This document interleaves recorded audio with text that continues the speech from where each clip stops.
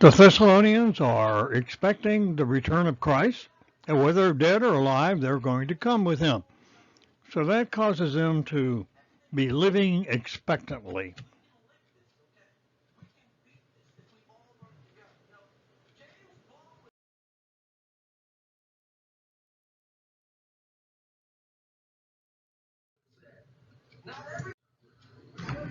The return of Christ is based upon the certainty of God's promises, not on some cosmic guessing game indulged in by theologians. The heart of that message is Jesus will return for you. And nobody says it better than Peter. Based on his promises, we look forward to new heavens and a new earth in which righteousness makes its home. So what should our response be to all this? We should be encouraging one another, not scaring each other with a lot of false prophecies or mystifying each other with a lot of date guessing, but with reassurance that the God will come through on his promises.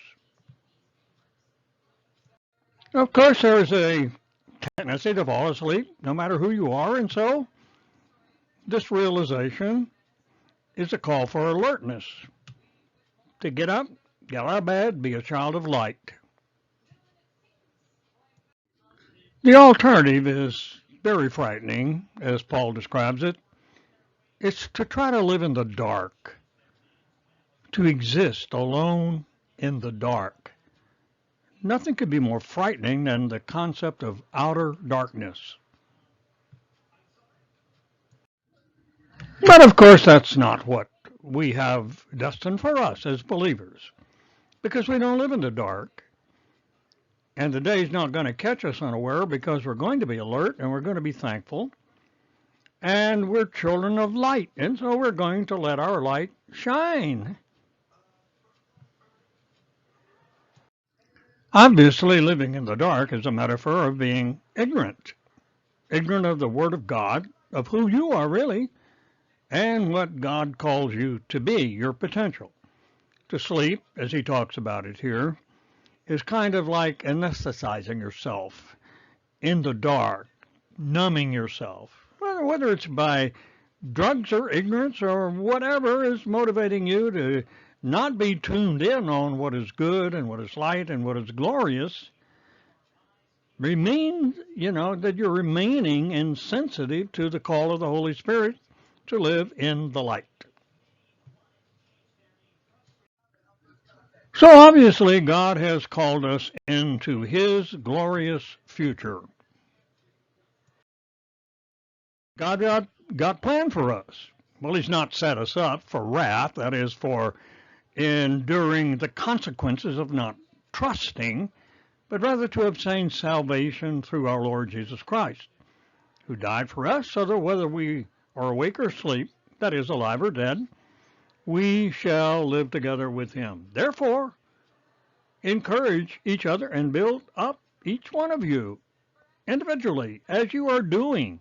Keep it up. Keep up the good work. So we're asking, what does it mean to live expectantly?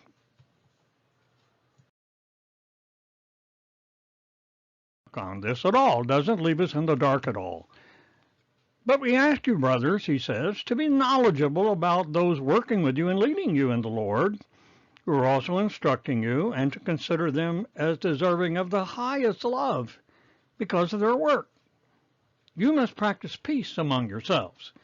That is to say, if there's a tendency here to kind of be backbiting and questioning the leadership and really not supporting them at all, and if these are really good Christian leaders leading in the way they should be leading, well, then you've got to do everything you can to show respect, because this is a really tough job.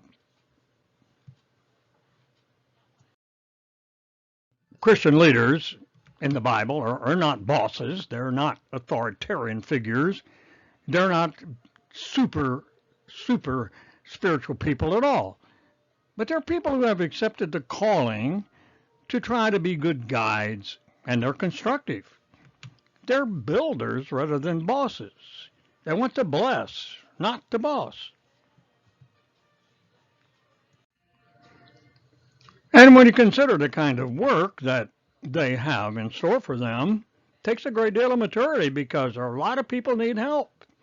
Notice, there's undisciplined people, fearful people, weak people, and just everybody else. So they're going to try to teach us not to repay evil for evil to anyone, especially them. Always be intent on pursuing what is good for one another and for all people. Let's keep a good track on that and stop being so mean to people. Stop being so judgmental because that destroys everything Jesus came for. This kind of shows you why it's a tough job being a leader, and they do need your respect and help. And they got a lot of decisions to make. The undisciplined, the Greek word is taktos, and it means out of order or chaotic people in the church. They got to be helped by being instructed in the right way to live so that some of that disorder will turn into calmness and a lack of that chaos that's upsetting everybody. Next thing, the fearful. Now, you see, if you're an immature leader, you don't know the difference between any of these people.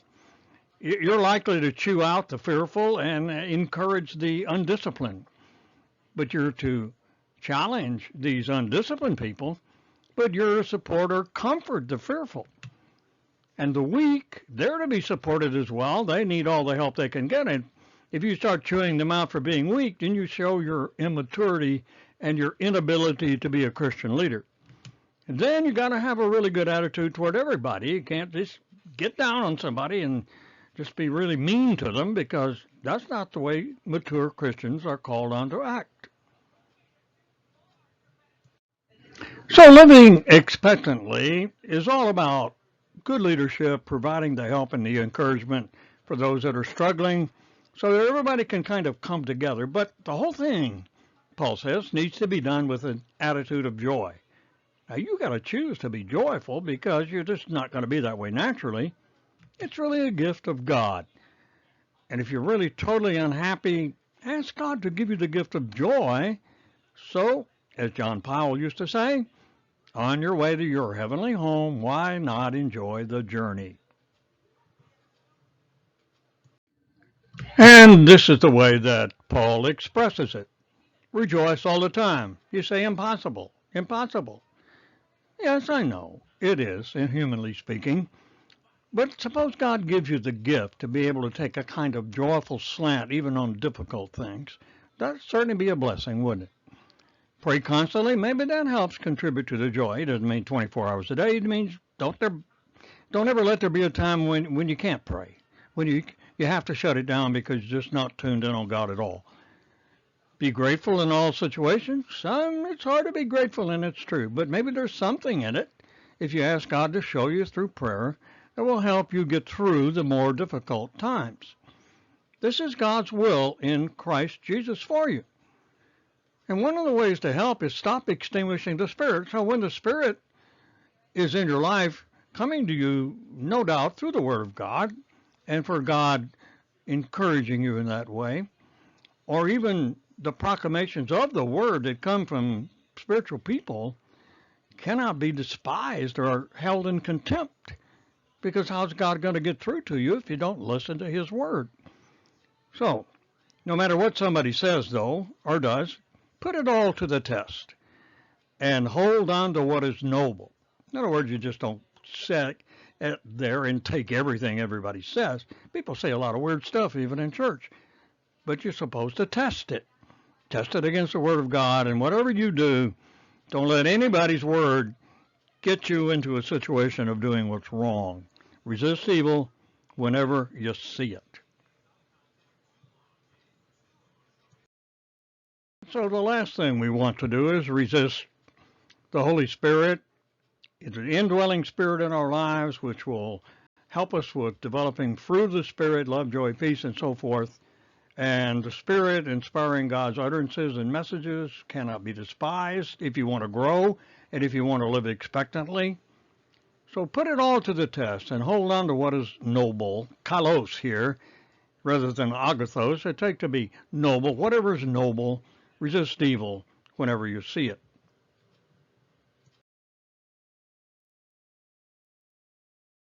Expectantly is what we're called to. And in that situation, we wait patiently for the day to dawn and the morning star of the Lord to rise in our hearts. And that will be a great journey well done.